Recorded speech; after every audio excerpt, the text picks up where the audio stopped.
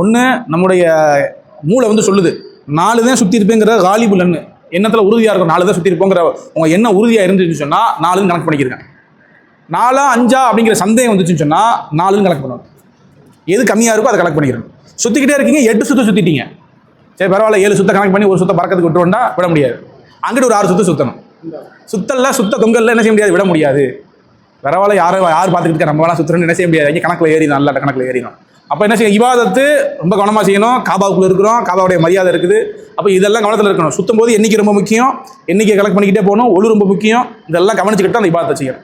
எனக்கு எதுவுமே தெரியாது, நான் துவாவோட ஓத தெரியாதுன்னா செலவாத்து ஓதிக்கிட்டே சுற்றிக்கிட்டே வாங்க. காபாவை பார்த்து ரசிச்சுட்டு, காபாவோட திரையில் இருக்கக்கூடிய அந்த தங்க ஜருகைகள் இருக்குது, அதெல்லாம் ருசிச்சு என்ன செய்யணும், பார்த்து அப்படியே இபாதத் செய்யணும். நிறைய இன்னைக்கு இபாதத்தே இன்னைக்கு குறைஞ்சி போச்சு. அந்த மாதிரி பழைய மாதிரி இபாதத்தை இல்லை.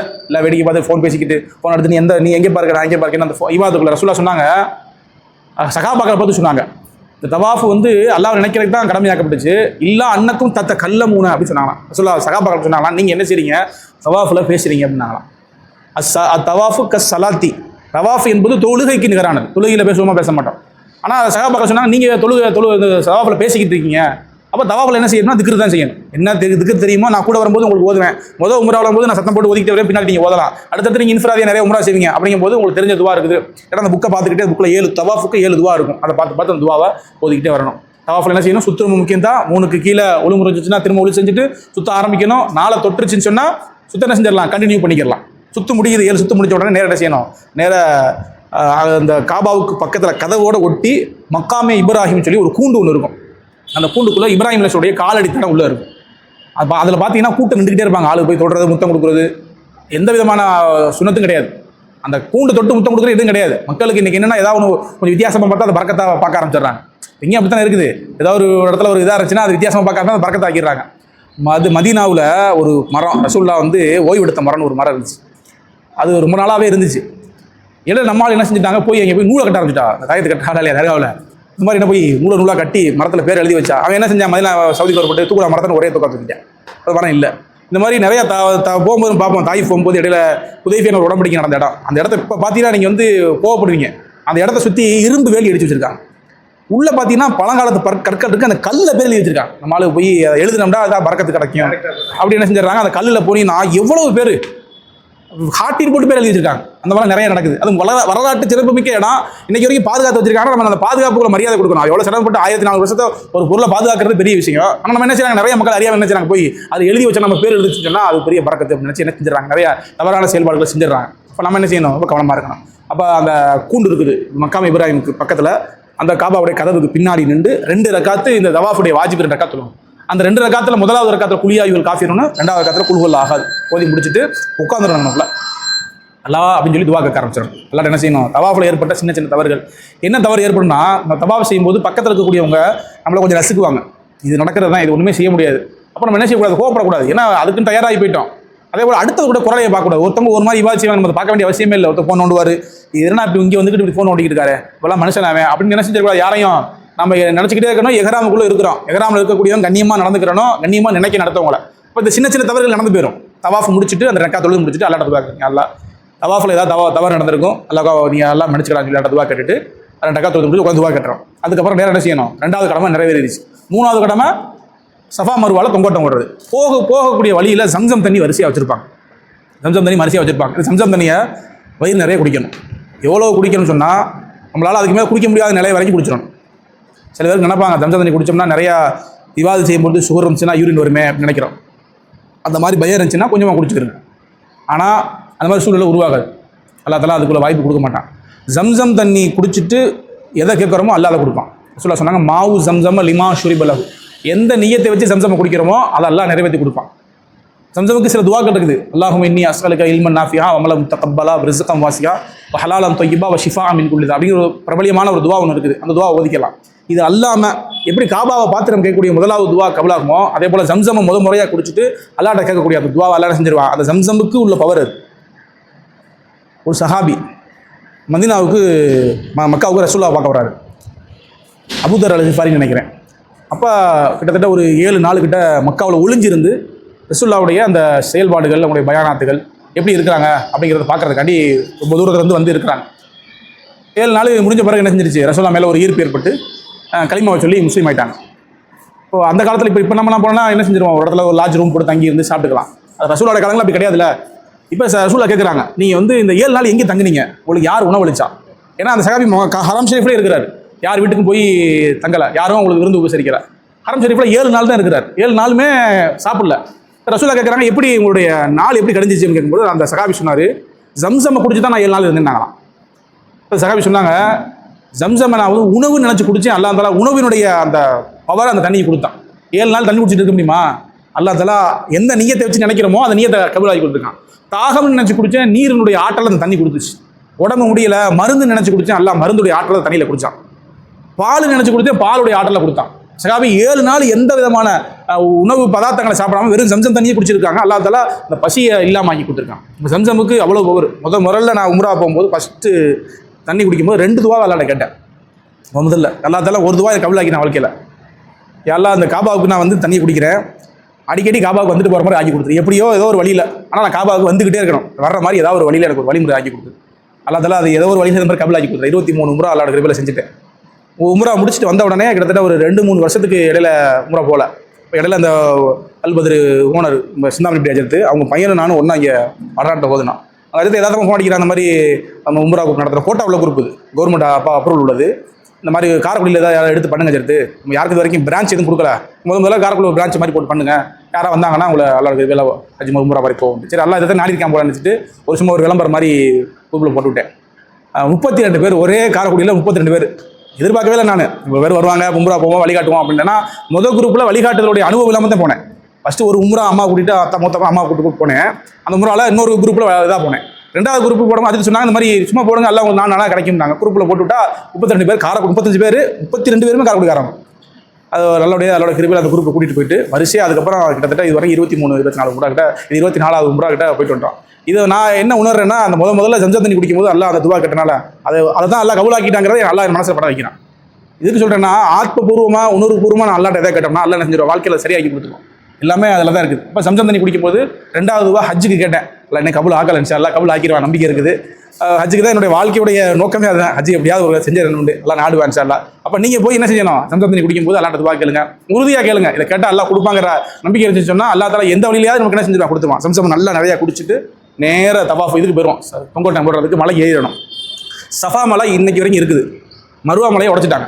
மருவாங்கிற மலைன்னு இருக்கும், அந்த இடத்துல எல்லாத்தையும் உடச்சி போட்டு ஒரு கிரீஸ் மாதிரி ஊற்றி வச்சிருப்பாங்க. சஃபா மலை ஓரளவுக்கு இருக்கும். சஃபா மலை அந்த வரலாறுலாம் நமக்கு தெரியும்.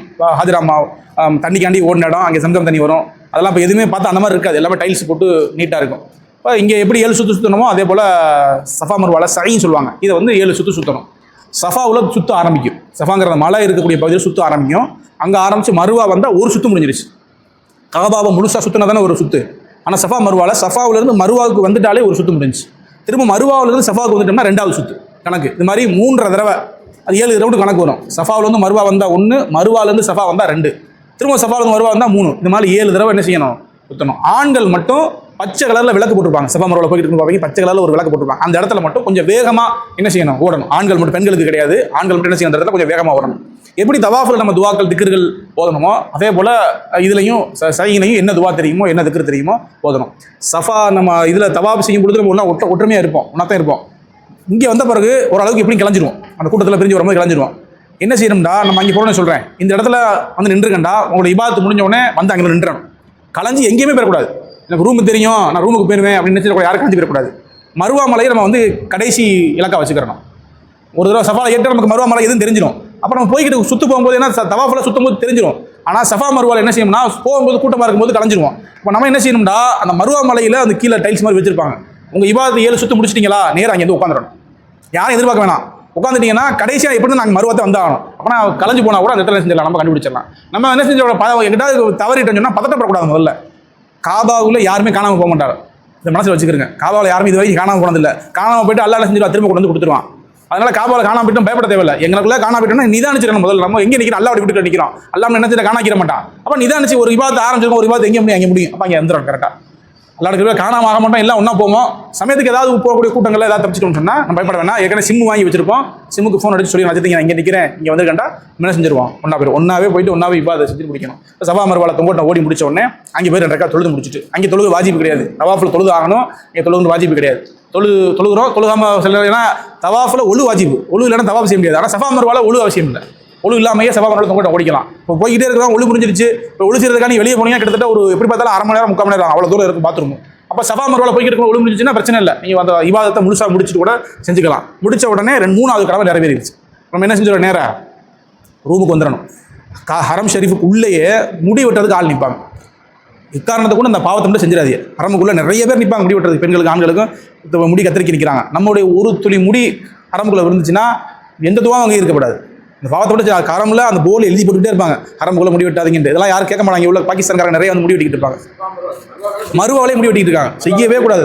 அங்கேயே போர்டில் ஓடிக்கிட்டே இருக்க முடி வெட்டாதுன்ட்டு. ஆனால் என்ன செய்கிறாங்க நிறைய பேர், நம்ம அதை செய்யவே கூடாது. முடிஞ்சிருச்சுன்னா நேராக ரூமுக்கு வந்துடணும். ரூமுக்கு கீழே பக்கத்தில் சைடில் பார்த்தீங்கன்னா சலூன் கடைகள் நிறையா இருக்கும். 5 ரியால் 10 ரியால் கொடுத்தா அழகாக மொட்டை அடிச்சு விட்ருவாங்க. அதனால் என்ன முடிச்ச உடனே நேராக ரூமுக்கு வந்துடணும். ரூமுக்கு வந்த உடனே மொட்டை அடிச்சிட்டோம்னா ஒரு உம்ரா முடிஞ்சு. உம்ரா முடிஞ்சா நம்ம நார்மலாக குளிக்கிறது கூட சோப்பு போகிறது, அத்தர் போகிறது, நார்மல் உடைக்கி வந்துடலாம். பிரச்சனை இல்லை. தொப்பி போட்டுக்கலாம், பிரச்சனை இல்லை. அப்புறம் ஒரு உம்ரா முடிஞ்சிருச்சு. இது ஒரு உம்ராவுடைய சட்டம். அடுத்தடுத்து நீங்கள் உம்ரா செய்றீங்க. நம்ம குரூப்பை பொறுத்த வரைக்கும் லோக்கல் ஜியாரா ஒரு நாள் போவோம். லோக்கல் ஜியாரான்னு சொன்னால் மக்காவை சுற்றி இருக்கக்கூடிய வரலாற்று நிறைவிடங்கள், சவுர் குகை, ஹிரா குகை, ஹஜ்ஜி நடக்கக்கூடிய கல்லறியக்கூடிய இடம், இதெல்லாமே ஒரு நாள் ஜியாராவில் போவோம். அப்போ வந்து அதில் ஒரு மீக்காத்து வரும், ஜொர்டானான ஒரு மீக்காத்து. அங்கே போனால் அங்கே ஒரு எஹ்ராம் கட்டிக்கலாம். அதே போல் தாயிஃபுக்கு போகிறோம். தாயிஃபுக்கு வந்து ஒரு நபர் ஒன்றுக்கு 100 ரியால் வாங்குவோம். அந்த ஒரு நாள் பயணம். யார் தாயிஃபுக்கு வர்றாங்களோ அவங்களுக்கு 100 ரியால். ஒரு நாள் காலைல போயிட்டோம்னா நைட்டு வர்றதுக்கு இல்லை ஒரு இடத்துல ஒரு சாப்பாடு ஒன்று மந்தி சாப்பாடு வாங்குவோம். அங்கே எல்லாருக்கும் 100 ரியால் ஒரு ஆளுக்கு. யார் வர்றாங்களோ நபர் ஒன்றுக்கு 100 ரியால் ஏறி போயிடுறோம். அது ஒரு மீக்காத்து கிடச்சிடும். கர்னூல் மனாஜின்னு சொல்லி இருக்கிறதுல பெரிய மீக்காத்து தான். அந்த மீக்காத்தில் ஒரு உம்ரா கிடச்சிடும். இது அல்லாமல் நீங்கள் அதிகப்படியாக உம்ரா செய்யணும்னு பக்கத்தில் ஆயிஷா மஸ்ஜித்னு ஒரு பள்ளி இருக்குது. ஆயிஷா அம்மா வந்து எஹ்ராம் கட்டின இடம். இன்னைக்கு ஒரு மீக்காத்தை அதை அனுசரிச்சு அங்கே போய் எஹ்ராம் கட்டிட்டு வராங்க. நீங்கள் எத்தனை உம்ரா அதிகமாக செய்றீங்களோ அத்தனை உம்ராவும் ஆயிஷா பள்ளிக்கு டாக்ஸியை பிடிச்சி, நீங்கள் ஒரு டாக்ஸி பிடிக்கிறேன்னா சொல்லுங்க, நான் பிடிச்சி தந்துடுவேன். ஒன்றும் இல்லை, ஒரு 5 ரியால் 10 ரியால் தான் வரும். போய் இறக்கி விடுவாங்க. 20 நிமிஷம் உடனே எஹ்ராம் பண்ணிட்டு அடுத்த வண்டி ஏறினீங்கன்னா எதுவுமே தேவையில்லை, அவனே வந்து ஹரம்ல இறக்கி விட்டுருவான். வாசப்படி நேர ஹரம் வாசப்படி இறக்கி விடுவான். ஊரா சுற்றி ரூமுக்கு வந்துடலாம். இப்போ நம்ம போடுற ரூமில் அப்படின்னு சொன்னால் பார்த்த உடனே தெரியுற மாதிரி தான் ரூம் இருக்கும். ரொம்ப ஹரமில் இறங்குறோம். இப்படியே போய் நல்லா ஒரே ரோட்டில் இருக்கும். சந்து பந்தெல்லாம் வளைஞ்சு ரூட்டெல்லாம் மேப்லாம் கேட்க தேவையில்லை. ஒரு தடவை நீங்கள் ரூமை பார்த்துட்டீங்கன்னா 2வது நீங்கள் ரூமுக்கு வந்துடுவீங்க. ஆனால் அந்த புறா குண்டுங்கிறது மெயின், எல்லாத்துக்குமே தெரியும். புறா குண்டு முடிகிற இடத்துல நம்ம ரூம் இருக்கும். அப்போ நமக்கு வந்து ஈஸியாக போயிடும். இப்போ முடி வெட்டுறதுக்கு எங்கே போனோம், நேராக ரூமுக்கு போகணும். முடியை வெட்டிட்டு குளிச்சு ரெடியாக இருக்கணும். அடுத்தடுத்த உம்ராக்களுக்கு நீங்கள் ஆயிஷா பள்ளிக்கு போயிட்டு வரலாம். இப்போ ரூமில் இருக்கிறோம். ரூமில் சில சட்டத்திட்டங்கள் இருக்குது. இப்போ ஜியாராக்கு டைம் சொல்கிறாங்க. காலையில் 7:30 மணிக்கு வரணும் அப்படின்னா 7 ஹாலுக்கெல்லாம் கீழே இறங்கி வந்துடணும். 7 ஹாலுக்கெல்லாம் கீழே இறங்கி வரணும். ஏன்னா நம்ம ஊர் மாதிரி அங்கே கிடையாது. நம்ம நினச்ச நேரத்துக்கு இப்போ ஜோடெல்லாம் 10 9 வரைக்கும் சொன்னால் விளையாட சில பேர் 10 11 மணி ஆயிடுச்சு சோடு முடியுறதுக்கு. அந்த மாதிரி அங்கே என்ன செய்ய முடியாத இருக்க முடியாது. இப்போ அங்கே உள்ள டிரைவர்கள்லாம் ரொம்ப பஞ்சுவாலிட்டியாக இருப்பாங்க. 7:30 மணிக்கு நம்ம காலையில் 7:30 மணிக்கு நீங்கள் ஜியாரா போகிறோம்டா 7:30 மணிக்கு எல்லாருமே கீழே வந்துடணும். 8 மணி ஆயிடுச்சுன்னு சொன்னால் டிரைவர் போயிடுவான். அப்புறம் நம்ம அந்த ஜியாராவை மிஸ் பண்ணிடுவோம், எதையுமே பார்க்க முடியாது. நமக்கு வரபோது மக்காவில் 2 நாள் பஸ் பயணம், மதீனாவில் 1 நாள் பஸ் பயணம். 2 தான், மொத்தம் 3 தான். 3 நாள் தான் அந்த ஜியாராங்கிறது. அப்போ அந்த 3 நாளுங்கிற போது கரெக்டாக அந்த டயத்தை ஃபாலோ பண்ணி கரெக்டாக இறங்கி வந்துடும். அதே போல் ஊருக்கு போகிறோம், மக்காவிலேருந்து மதீனாவுக்கு பஸ் நிற்குது, அந்த பஸ்ஸையும் லேட் பண்ணிடக்கூடாது. அதே போல் ஏர்போர்ட்டுக்கு போகக்கூடிய பஸ்ஸு, இதெல்லாம் வந்து எப்பப்பெல்லாம் நம்ம குழுவாக பயணிக்கிறோமோ அப்போல்லாம் என்ன செஞ்சிடக்கூடாது, யாரையும் காக்க வைக்கக்கூடாது. என்ன செஞ்சிடணும், கரெக்டாக அந்த டயத்தில் ஃபாலோ பண்ணிட்டோம்னா 35 பேரில் 34 பேர் வந்துட்டா ஒரு ஆள் வரல, நம்ம பஸ் எடுக்க முடியுமா? எடுக்க முடியாது. 1 மணி நேரம் ஆனாலும் அவர் வந்தாலே பஸ் எடுக்க முடியும். யாரையும் செஞ்சு விட்டுட்டு போக முடியாது. அப்போ இப்போ லேட்டாக வராது. 34 பேர் யாரை பார்ப்பாங்க? அந்த ஒரு ஆளை பார்ப்பா. வேறு தானே அந்த வேலையை பார்த்தாரு, என்ன எல்லா வரையும் பார்ப்பான். அப்போ என்ன செய்யல, யாரையும் அந்த மாதிரி யாரையும் பார்த்துடாதீங்க. யாருக்கு என்ன சூழ்நிலையும் சொல்ல முடியாது. சில பேர் ஒரு ஆள் ஒரு தடவை லேட் ஆகி போச்சு, கிட்டத்தட்ட 7:30 மணிக்கு பஸ் சொன்னது 8:30 வரைக்கும் வரல. எல்லாரும் கோவப்படுவாங்க, என்னடா அப்படி எல்லாம். ஆனால் அவருக்கு என்ன சூழ்நிலை நான் போய் பார்த்தேன், வச்சால போயிடுச்சு. அவளை தாங்க முடியல, அவர் சொல்ல முடியல. அவரால் அப்பாவி மனுஷன். அப்புறம் ரூமில் போய் சொல்லி அவர் சரி பண்ணி, ஆனால் அந்த நிலையிலையும் ஜியாராக்கு வந்துட்டார். சில நேரங்களில் சூழ்நிலைகள் கொஞ்சம் நேரம் இருக்கும். நம்ம மனசு அறிக்கிறேன், யார் மேலே எனக்கு கோவப்பட்டு திட்டிக்கிட்டு எதுவும் இருக்கக்கூடாது. எல்லாத்துக்கும் எல்லா சூழ்நிலையும் இருக்குது. அதனால் நம்ம பக்கத்து உள்ள நியாயத்தை மட்டும் யோசிக்கக்கூடாது. அடுத்த பக்கத்து ஏதாவது ஒன்று இருக்கும், அந்த பக்கத்து அதை நம்ம யோசிச்சு பார்க்கணும். அப்போ டயத்தை ஃபாலோ பண்ணிக்கிறணும். சாப்பாடு டயம் ரொம்ப முக்கியம் மக்காவை பொறுத்த வரைக்கும். இப்போ காலையில் 7 to 9 டைனிங்கில் எழுதி போட்டிருப்பாங்க. அந்த 7 to 9க்கு நீங்கள் சாப்பாடு கரெக்டாக வந்துடணும். 9 மணியை தாண்டி 9 காலம் ஆயிடுச்சுன்னு சொன்னால் இருக்கிற சாப்பாடு எடுத்து முடி வச்சுருவாங்க. நமக்கு அல்லாடு கிருபையில் தமிழ்நாடு சாப்பாடு நிரப்பமான சாப்பாடு பூஃபியால் வச்சுருவாங்க. 3 நேரமும் நான்வெஜ் இருக்கும், வெஜ் இருக்கும், பால் இருக்கும், ஃப்ரூட்ஸ் இருக்கும், ஜாம் இருக்கும். யாருக்கு என்ன தேவையோ சாப்பிட்டுக்கலாம். ரசம் இருக்கும் அல்லாடு கிருபையில். காலையில் நமக்கு டிஃபன் இருக்கும், மதியமும் நல்லா எல்லாமே நான்வெஜ் தான். 3 நேரமும் வெஜ்ஜும் இருக்கும், நான்வெஜ் இருக்கும், ரசமும் இருக்கும், பிரெட்டு. கடைசி பற்றி எதுவுமே எனக்கு ஒத்துக்கலை அப்படின்னா பிரெட்டு ஜாம் இருக்கும், தேன் இருக்கும். எதை வேணால் சாப்பிட்டு எனக்கு இபாதத் செய்கிறதுக்கு, நம்ம உயிரை காப்பாற்றிக்கிறதுக்கு எல்லாமே அங்கே இருக்குது. அதனால் சாப்பிட்டுக்கலாம். அதிகப்படியாக சாப்பிட்டுட்டோம்னு சொன்னால் இபாதத் செய்ய முடியாது. நமக்கு தான் நம்ம காசு கொடுத்து தான் வாங்கி வச்சிருக்கோம். நிறைய சாப்பாடு இருக்குது, பார்த்தோம்னா சாப்பிட தான் சொல்லுவோம். ஆனால் இங்கே இருப்பதற்கு அது கொஞ்சம் வித்தியாசம் இருக்குது. நம்ம நினைக்கிறோம் நமக்கு அதிகமாக பசிக்கும், அதிகமாக நடப்போம். அதனால் நிறையா நல்லா சாப்பிடுங்க. சாப்பிட்டு உடம்புலாம் தெம்ப வச்சா தான் இபாதத் நிறையா செய்ய முடியும். அதே போல் சாப்பாடு நேரத்துக்கு எங்கேயாவது நீங்கள் வெளியே போகிறதா இருந்துச்சுன்னு சொன்னால் எங்களை சொல்லிடுங்க. நாங்கள் அஜயத்தில் நாங்கள் ஒரு 5 பேர் நீங்கள் வெளியே ஹோட்டலில் சாப்பிட்றோம், நாங்கள் வரலன்னு சொன்னால் நாங்கள் சாப்பாடு வந்து குறைக்க சொல்லியிருக்கேன். ஏன்னா நம்ம காசு கொடுத்து சாப்பிட்ற கீழே வீணாக எப்படி கீழே கொட்டதான் செய்வாங்க. ஆனால் நம்ம பேரை சொல்லி கீழே கொட்டக்கூடாது, நாம அதில் கொஞ்சம் கவனமாக இருந்துக்கணும். அதே போல் வெளியே போகிறோம் அப்படின்னு சொன்னால் சாப்பாட்டு நேரத்தை அனுசரித்து வெளியே போங்க. இப்போ காலை சாப்பாடு 7 to 9னா நீங்கள் தவாஃப் போகிறதா இருந்தால் ஒன்று ஃபஜ்ருக்கே போய் தவாஃப் முடிச்சுட்டு சாப்பாடு வந்துடணும். இல்லைன்னா சாப்பாடு முடிச்சுட்டு 9 மணிக்கு தவாஃப் போயிட்டு லுகரில் இருந்துட்டு வரலாம். அதே போல் மதிய சாப்பாடு, நைட்டு சாப்பாடு இதெல்லாமே அந்தந்த டயத்தில் கரெக்டாக ஃபாலோ பண்ணிக்கிறங்க. சாப்பாடு எல்லாம் எடுக்கிற பேர் நல்லா இருக்கும். மனுஷங்க தானே ஏதாவது சில நேரங்களில் கொஞ்சம் முன்ன பின்ன உரப்பு ஏதாவது இருந்துச்சு சொன்னால் அழகாக மனம் பொறுத்துக்காது. எது உரப்பாக இருக்காது தாண்டிக்கிறான். ஆனால் பெரும்பாலும் அப்படி இருக்காது. ஒருவேளை சமைக்கும் போது அவர் வீட்டில் ஏதாவது டென்ஷனாக இருக்கும், வீட்டில் முன்னாடி போனச்சு டென்ஷன் ஆகிடுச்சுன்னா என்ன செய்வார், கொஞ்சம் உப்பள்ளி போட்டுவார், கொஞ்சம் உரப்பள்ளி போட்டுவார். அப்போ நம்ம என்ன செய்யணும், கொஞ்சம் அதை சரி பண்ணி இது பண்ணிக்கிறோம். பெரும்பாலும் அப்படி இருக்காது. அதனால திருப்பியில் நல்லாவே இருக்குது சாப்பாடு இருக்கிறத யார் பெஸ்ட்டாக இருக்கிறாங்களோ அவங்க தான் சாப்பாடு கொடுத்துருக்கோம். இஃப்திகார்னு சொல்லுவாங்க. மக்காவில் இருக்கக்கூடிய பெஸ்ட்டு கேட்டரிங் சர்வீஸ்னால் எல்லா ஹஜ் கமிட்டி அவங்கள்ட்ட தான் கொடுப்பாங்க. அவங்கள தான் செலக்ட் பண்ணி கொடுத்துருக்கோம். நல்ல சாப்பாடு தரமாக இருக்கும். சில நேரங்கள் ஏதாவது ஆத்திரவசத்துக்கு நைட் நேரத்தில் ஏதாவது உப்பு போட்டாருன்னா கொஞ்சம் என்ன செஞ்சாங்கன்னா அல்லாவுக்காண்டி வந்திருக்கோம், அல்லாவோட விருந்தாளி உங்களை கவனிக்கிறக்காக தான் கூட்டு போகிறோம். சில நேரங்கள் ஏதாவது ஆயிடுச்சுன்னு சொன்னால் என்ன செஞ்சிடக்கூடாது, குறை சொல்லிடக்கூடாது. எங்கே நிற்கிறோம், நம்ம காபாவில் நிற்கிறோம், ஹரம் ஷரீஃபில் நிற்கிறோம். குறையாவே நினச்சோம்னா வாழ்க்கை குறையாவே ஆகிப்போம். நிறையாவே நினைக்கணும். சரி அல்லாஹ் தஆலா பல நபர்கள் சாப்பாடு இல்லாமல் இருக்கும்போது நமக்கு எல்லாம் பரக்கத்தாக கொடுத்துருக்கான்னு நினச்சிக்கிறோம். நம்ம சாப்பிட்ற சாப்பாடுலாம் நீங்கள் வந்து உண்மையிலே சொல்லி அல்லாஹ்க்கு நிறைய சுக்குர் செய்யணும். அந்த பக்கத்து போனீங்கன்னா சாப்பாடு இல்லாமல் நிறைய பேர் இருப்பாங்க. நிறைய பேர் இந்த பக்கத்தில் இருக்கக்கூடிய நாடுகள்லாம் விசா மட்டும் போட்டு வந்துருவாங்க. ஹரம் பக்கத்தில் திண்டு மாதிரி கட்டியிருப்பாங்க. அந்த திண்டில் பேக்கை வச்சு அங்கேயே தங்கியிருப்பாங்க. அங்கே யாராவது சாப்பாடு இலவசமாக கொடுப்பாங்க. அதை சாப்பிட்டுக்கிட்டு காபாவிலே குளிச்சுக்கிட்டு அங்கேயே இபாசி இப்படி மக்கள்லாம் நிறைய இருக்கிறாங்க. ரூம்லாம் கிடையாது உங்களுக்கு. வாட்டு ஒரு சோமாலியா மாதிரி இந்த மாதிரி கஷ்டப்படுற நாடுகள்லாம் வந்து இருப்பாங்க. எல்லாம் நமக்கு நல்லபடியாக இருக்கிறோம், கொள்கிறோம், சாப்பிட்றோம், எல்லாமே அல்லாஹ்க்கு நான் சுக்குர் செஞ்சுக்கிட்டே இருக்கணும். ஏதாவது சின்ன சின்ன குறைகள் அசௌகரியங்கள் பயணத்தில் எவ்வளவு தான் நம்ம வந்து சிறப்பாக செஞ்சாலும் சின்ன சின்ன குறைகளை தவிர்க்கவே முடியாது. 100% யாரும் என்ன செய்ய முடியாது, திருப்திப்படுத்தவே முடியாது. உலகத்தில் எதுவுமே அப்படித்தான். நம்மளே கண்ணாடி ஒன்று பார்த்தோம்னா இந்த மூக்கு கொஞ்சம் நல்லா இருக்குமே, கண் கொஞ்சம் நல்லா தான் நினைக்கிறோம். நாமளே இன்னும் அழகு கொடுத்து நினைக்கிறோம். அது மாதிரி பயணங்கள் நம்ம செய்யக்கூடிய வசதி வாய்ப்புகள் நம்மளால் என்ன பண்ண முடியுமோ, ஒரு குரூப்னால என்ன செய்ய முடியுமோ அதை எல்லாமே பண்ணி கொடுத்துட்டோம். சில நேரங்களில் கொஞ்சம் முன்ன பின்ன ஆயிடுச்சு சொன்னால் என்ன செஞ்சிடணும், கொஞ்சம் அட்ஜஸ்ட் பண்ணிக்கிறோம். என்ன அஜர்த்து கூட்டு வந்து இப்படி பண்ணி முடியல, காலையில் சிக்கன் வரணும்னு நினச்சேன், நீங்கள் சிக்கனை போடலையே அப்படிங்கிற மாதிரி நினச்சிடக்கூடாது. நிறைய பேர் இந்த மாதிரி போகிறாங்க. நல்லா சாப்பிடும் போது மதினாவில் பிரியாணி, குஸ்கா, மட்டன், சிக்கன் எல்லாம் வரிசையாக அடிக்கிறது. ஃப்ரூட்ஸு, கேக்கு, ஐஸ்கிரீம் இருக்குங்களான்ற ஒரு காட்சி வந்தார். இன்றைக்கி நீங்கள் காடை போடுவீன்னு நான் நினச்சேன், இப்படி சிக்கனை போட்டியலையே அப்படின்னாரு. காடை அங்கே வந்துக்கிட்டு இன்றைக்கி நீ காடை போடுவீன்னு நினச்சேன், அவருக்காண்டி மறுநாள் ஆர்டர் பண்ணி காடை சுற்றி போய் கொண்டு வந்து போட்டோம். பரவாயில்ல மாஷா. ஆனால் இன்றைக்கி நீங்கள் மட்டன் வைக்கலையே அப்படின்னாரு. அந்த மாதிரி மக்களுடைய நிலைகள் அப்படி இருக்குது. நம்ம எது அதிகமாக இருந்தாலும் அதோட இன்னும் கொஞ்சம் அதிகமாக இருக்குமா. ரசூலுல்லாஹ் சொல்லியிருக்காங்க 5 ஓட தங்கத்தில் 1 ஓட 6வது ஓட தங்கத்தில் கிடைக்குமான்னு நினைக்கிற நினப்பு இருக்குது. அப்போ அப்படிங்கும்போது நம்ம என்ன செஞ்சிருக்கோம், சில விஷயங்களை அட்ஜஸ்ட் பண்ணி இது பண்ணிக்கிறோம். நல்லா இருக்கவே நல்லபடியாக இருக்கும். அதே போல் ரூமு, மக்காவை சுற்றி இருக்கக்கூடிய எல்லா ரூமுமே கிட்டத்தட்ட ஒரு 20 வருஷம் பழமையானது. ரூமு நம்ம நினைக்கிற மாதிரி அங்கே இருக்காது. மக்காவை சுற்றி பக்கத்தில் இருக்கக்கூடிய எல்லா ரூமுகளும், கிளாக் டவர், ஹில்டன் டவர், இதை தவிர சுற்றி இருக்கக்கூடிய இப்ராஹிம் கலீல் ரோடு இருக்கக்கூடிய அந்த ரோடு, அஜியாத் ரோடு எல்லா ஹோட்டலுமே கிட்டத்தட்ட ஒரு 20 வருஷத்துக்கு பழமையானது. அது எல்லாமே ஓரளவுக்கு பட்டி டிங்கரிங் பார்த்து நீட் பண்ணி வச்சிருக்காங்க. ரொம்ப லக்ஸரி நினைச்சிடக்கூடாது. ரொம்ப லக்ஸரியாக இருந்தால் கிட்டத்தட்ட ஒரு 5-6 கிலோ 10 கிலோமீட்டர் தள்ளி இருக்கக்கூடிய எல்லா ஹோட்டலும் புதுசாக இருக்கும். நம்ம அவ்வளோ தூரம் போனோம்னா நம்ம என்ன செய்ய, பஸ்ஸில் வந்துட்டு போகிற மாதிரி இருக்கும். நம்ம லக்ஸரி எதிர்பார்த்தோம்னா பஸ்ஸில் வரணும். பக்கத்தில் இருக்குன்னு சொன்னால் ஓரளவுக்கு தங்குற அளவுக்கு நல்லபடியாக இருக்கும் ரூமு. என்ன ரூமுக்கு அரிஜுல் ஃபனி ஒரு கூகுளில் போட்டு பார்த்தீங்கன்னா அந்த ரூமுடைய ஃபோட்டோ என்ன ரூம் எப்படி இருக்குங்கிறத உடனே நீங்கள் பார்த்துடலாம். அரிஜுல் வஃபா ஹோட்டல் பேர். மதீனாவில் வந்து புஸ்தான் டைமண்டு இந்த ஹோட்டல் பேர் கூகுளில் போட்டு விட்றேன். மதீனாவில் எல்லா இருக்கிற பேரில் நமக்கு கிடைச்ச ரூமு சூப்பர் ரூமு. அது வந்து அந்த ரூம்லேருந்து கீழே பார்த்தீங்கன்னா பெண்கள்லாம் ஜன்னத்துல் பக்கி சகாபாக்கள் அடங்கிக்கூடிய ரூம்லேருந்து நம்ம பார்க்கலாம். அந்த மாதிரி முதல் வரிசையிலே அந்த ரூம் போட்டிருக்கு. மக்காவிலையும் அதே மாதிரி எல்லா இருக்கிற நல்ல ரூம் தான். ஆனால் லக்ஸரியாக இருக்காது. மதீனா மாதிரி மக்காவில் இருக்காது. மக்காவில் எந்த ஹோட்டலில் ரூம் போட்டாலும் மதீனாவை கவனித்து மக்காவில் என்ன செய்யாது, லக்ஸரியாக இருக்காது. ஆனால் தங்குறதுக்கு தேவையான சுத்தமாக இருக்கும் ரூமு, எல்லாமே சுடுதண்ணி எல்லாத்துலேயும் வரும். உங்களுக்கு ஏதாவது வசதி வாய்ப்புகள் கொஞ்சம் கம்மியாக இருக்குது, ரூமில் இப்படி இருக்குது அப்படி இருக்குன்னு சொன்னால் என்கிட்ட வந்து சொல்லிடுங்க. அதுக்கு ரூமில் தண்ணி வரல, சுடுதண்ணி வரல, ஏசி சரியாக ஓடலை, பெட்டு மாற்ற மாட்டேங்கிறாங்க, சுத்தம் இல்லை அப்படின்னு சொன்னால் எது குறையாக இருந்தாலும் மனசில் வச்சுக்கிறாதீங்க. நேராக வாங்க, ஃபோன் அடிங்க, வாட்ஸ்அப்பில் குரூப்பில் போட்டுருங்க. அது இந்த நம்பர் ரூம் நம்பர் 301 தண்ணி வரல, ரூம் நம்பர் 301 ஏசி ஓடலை, உடனே சொல்லுங்கள். உடனே சரி செஞ்சிருவோம். எதையுமே மனசில் வச்சுக்கிட்டு அப்படி பண்ணிட்டு கூட்டு வந்துட்டாங்களே, இது ரூமில் ஏசி உள்ளே தண்ணி உள்ளதா என்ன செய்யக்கூடாது. ஏதாவது சின்ன அதாவது மனிதனையும் தாண்டிய சின்ன குறைகள் இருக்கும், அதை வந்து சொல்லிடுங்க. சொன்னால் சரி செஞ்சுக்கிறோம். அதே போல் அங்கே எல்லாமே ஷவராக தான் குளிக்கிற மாதிரி இருக்கும். வாளிகள் வந்து அங்கே இருக்காது. நமக்கு வாளியில் தான் குளிக்கணும், வாளியில் துவைக்கிற மாதிரி இருக்குன்னு சொன்னால் வெளியே கீழே இறங்குனா சூப்பர் மார்க்கெட்டில் வாளிகள் நிறையா 2 ரியால் 3 ரியாலுக்கு வாளி கிடைக்கும். வாளியை வச்சு நீங்கள் இது பண்ணிக்கலாம். சோப்பு தூள், அதே போல் என்னென்ன குளிக்கிற ஐட்டங்கள், துவைக்கிற ஐட்டங்கள் எல்லாமே எடுத்துக்கோங்க. மதீனாவில் நம்ம என்ன செய்ய முடியாது, துவைக்கவே முடியாது. துவைச்சா காயப்பட முடியாது, ரூமில் காயப்பட்டுக்கலாம். மக்காவில் பிரச்சனை ஏதாவது அட்ஜஸ்ட் பண்ணி காயப்படலாம். மதீனாவில் ரொம்ப கண்டிஷனாக இருப்பாங்க. அதனால் மதீனாவில் என்ன செய்ய முடியாது, ரூமில் துவைச்சு ரூமுக்குள்ள வேணால் காயப்பட்டுக்கலாம். மொட்டை மாடியில் போய் காயப்பட முடியாது. அது வந்து இது ரூமில் இருக்கக்கூடிய சட்டத்திட்டங்கள். அதே போல் வெளியே போகிறோம், ஜியாராவுக்கு போகிறோம், நல்லபடியாக எங்கேயாவது வெளியே பயணத்துக்கு போகிறீங்க, காபாவை சுற்றி போனால் பிரச்சனை இல்லை. ஜித்தாவுக்கு போகிறோம், அதே போல் எங்கடா சுற்றி பார்க்க போகிறோம்னா எங்கிட்ட சொல்லிட்டு போயிருங்க. அதெல்லாம் தேடாமல் இருப்பேன்.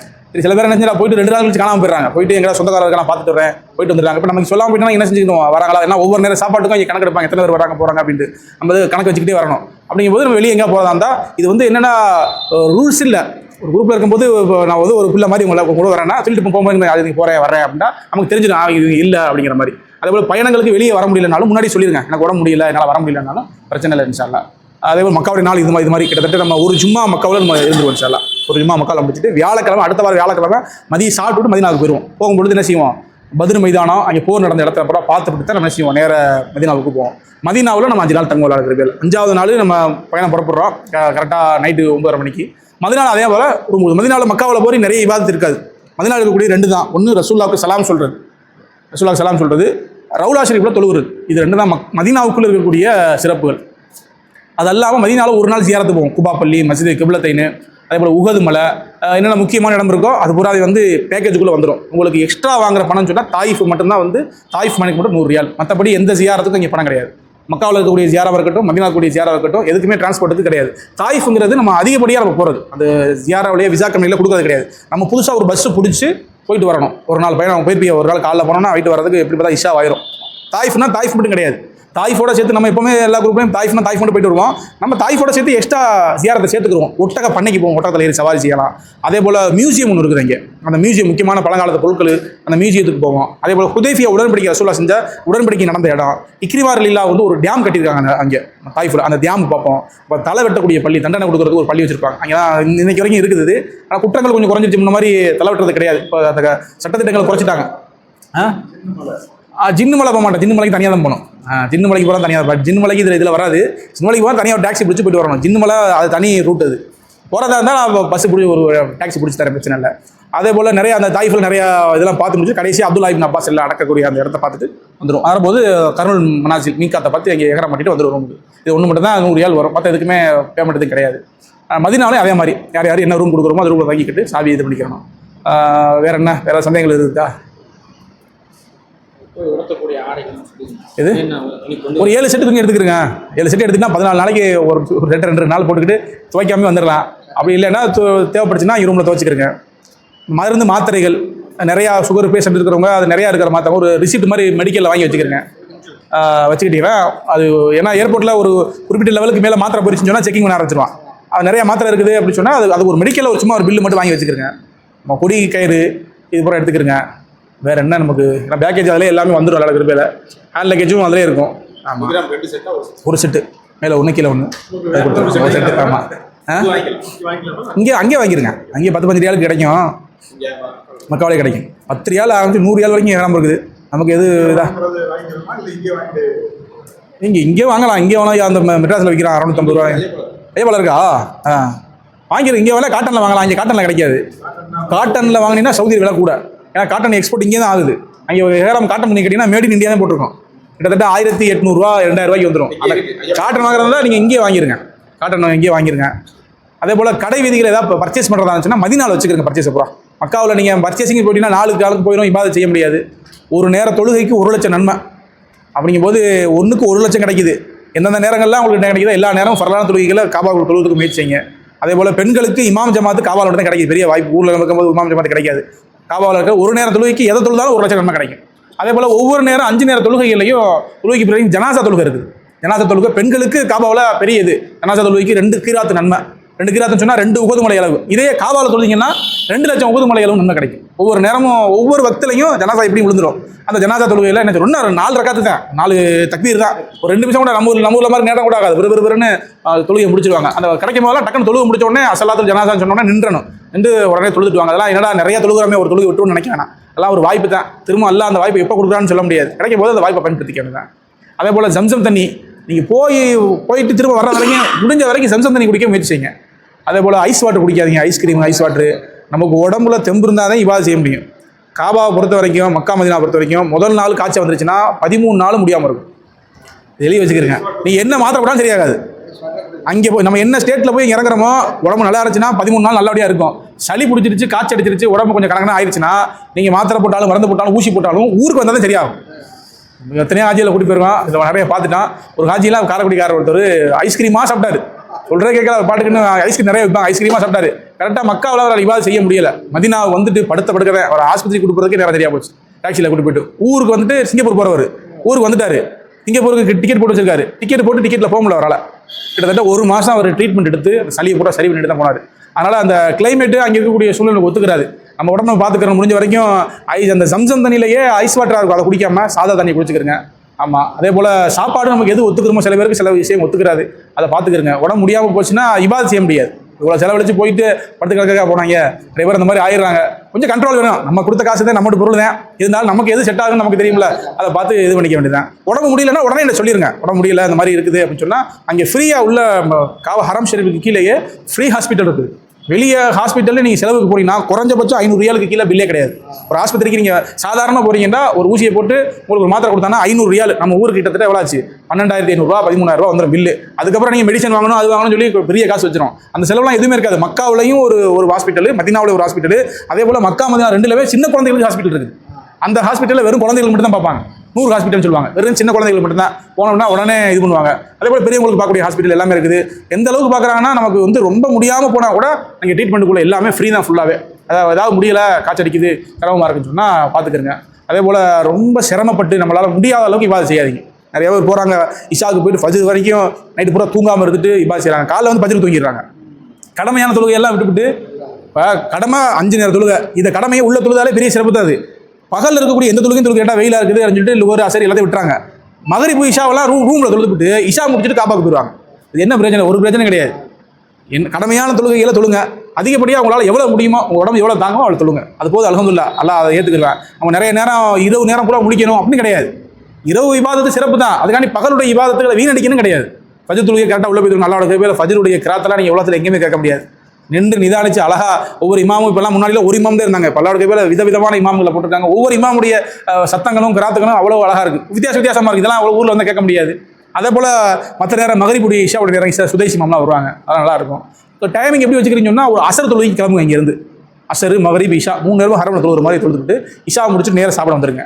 அதே போல் ஃபஜருக்கு முன்னாடி தஹஜ்ஜுதுக்கு எந்திரிச்சு போங்க. போயிட்டு தவாஃப் முடிச்சுட்டு ஃபஜ்ர் தொழுதுவிட்டு நேராக சாப்பிட வந்து ரூம் வந்துங்க. பகலில் அந்த ஃபஜ்ர்லேருந்து லுகர் வரைக்கும் ரெஸ்ட் எடுங்க. நல்லா இருக்கும். அந்த பகல் நல்லா வெயிலாக இருக்கும், ரூமில் ரெஸ்ட் எடுங்க. லுகரை முடிச்சிட்டீங்களா, போக முடிஞ்சா போங்க. இல்லைன்னா ஃபஜ்ர் தொழுதுட்டு தூங்கிட்டு 10 மணி வரைக்கும் தூங்கிட்டு 10 மணிக்கு எந்திரிச்சு போய் தொழுது லுகரை முடிச்சுட்டு ரூமுக்கு வந்துருங்க. மதியம் ரெஸ்ட் எடுங்க. இந்த மாதிரி கரெக்டாக அந்த ஃபாலோ பண்ணி இபாதத் செஞ்சீங்கன்னா சிரமங்கள் இருக்காது, உடம்பு கொஞ்சம் நல்லா இருக்கும்.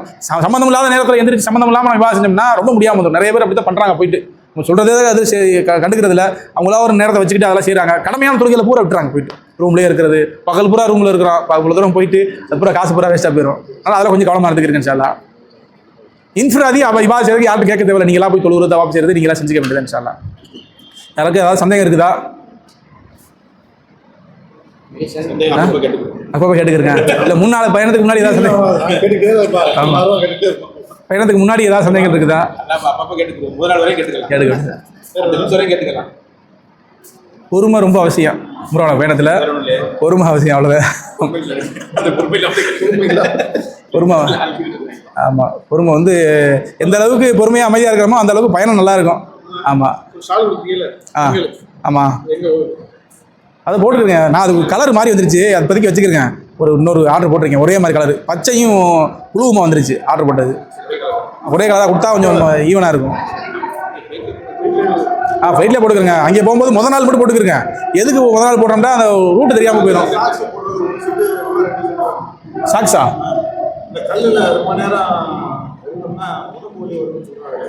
இல்லை, அப்படி எதுவும் இல்லையே. அது கல் இந்த மாதிரிலாம் இருக்காது. அது வந்து குளிர்ச்சியான கல், நல்லா இருக்கும். போகிறதா சாக்ஸ் போட்டுக்கிறேன். கால் வந்து வெடிப்பு இருக்குது, நல்லா நடக்க முடியாதுன்னா சாக்ஸ் போட்டுக்கலாம். சங்கடங்களுக்கு வாய்ப்பு இல்லை, வாய்ப்பே இல்லை. நீங்கள் வேணும்னா போட்டுக்கலாம். சங்கடங்களுக்கு அனுமதி இருக்குது, பிரச்சனை இல்லை. அதனால் கால் வெறுங்காலம் நடக்க முடியாதுன்னா சாக்ஸை போட்டுக்கலாம். பெண்கள் சாக்ஸ் போட்டுக்கலாம், பிரச்சனை இல்லை. ஆனால் சிறப்பு வந்து என்னென்ன இருக்கோ அதை அப்படி ஃபாலோ பண்ணால் நல்லது. சிரமம் இருக்காது, எல்லாம் சரியாக்கிடுவேன் சார். எல்லாம் சொல்கிறா நீங்கள் அது இதே ஒரு சிலர் கொஞ்சம் மிகைப்படுத்தி சொல்லுவாங்க. ஆமாம், கம்மி இப்போ மிகைப்படுத்தி இருக்கிறதா சொன்னாங்க. இப்போ அது மாதிரி இருக்காது, காபாவே இப்போ வேறு மாதிரி இருக்குது. நடக்கணுமா, நிறைய நடக்கணும். நடை வந்து ரொம்ப இது, நடையை தவிர்க்க முடியாது. ஆமாம், நடை இருக்குது, நடை வந்து தவிர்க்க முடியாது. உள்ள காபாவை தொடுறதுக்கே உங்களுக்கு இப்படி பார்த்தா ஒரு 600-700 மீட்டர் ஆயிரும். நடந்ததாக சென்னை இன்ஷா அல்லாஹ். வேற ஒன்றும் இல்லை, அவ்வளோதான். சரி இப்போ அதை கொடுத்துருங்க. பேக்கை கொடுத்துறேன், அவ்வளோதான். கொடுத்துடலாமா? ஆமாம், அவ்வளோதான் மாற்றிட்டு இருந்தேன். எல்லாத்துக்கும் பேக் இருக்கா?